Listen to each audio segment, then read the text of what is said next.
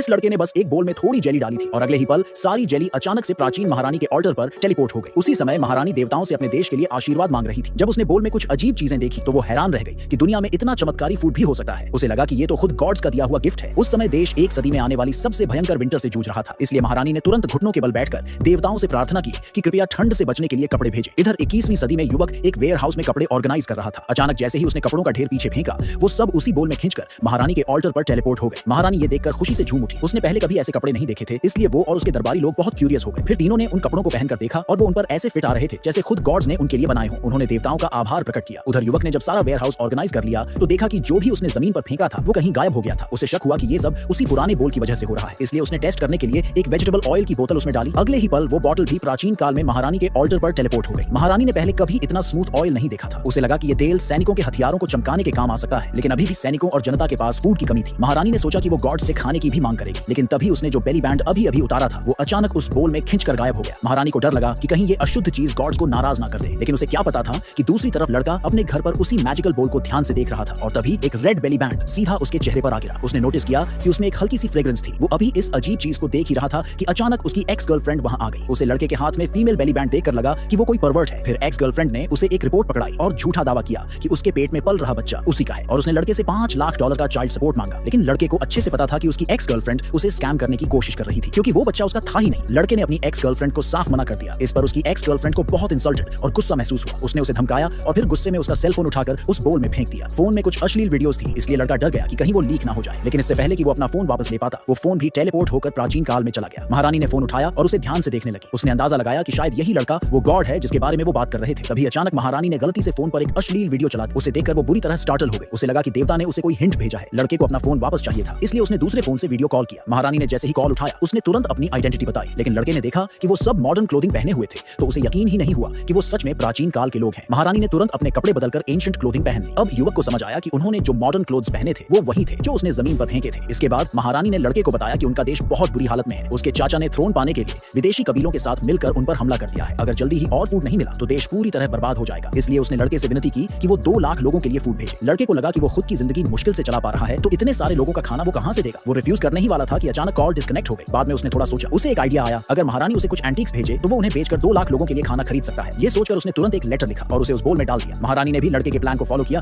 और पूरे national treasury का गोल्ड, सिल्वर और ज्वेल्स लड़के को भेज दिए। इतने सारे एंटीक्स देखकर लड़का खुशी से झूम उठा। उसने वादा किया कि 3 दिनों में फूड पहुंचा देगा। इसके बाद लड़के ने अपने लैंडलॉर्ड से कांटेक्ट किया ताकि वो उसे किसी ऐसे मर्चेंट से मिलवा सके जो एंटीक्स खरीदता हो। जब एंटीक एक्सपर्ट ने लड़के के एंटीक्स देखे तो वो पूरी तरह हैरान रह गया। उसने हर पीस को $1 करोड़ में खरीद लिया। लड़के ने तुरंत 2 लाख लोगों के लिए फूड का ऑर्डर दे दिया।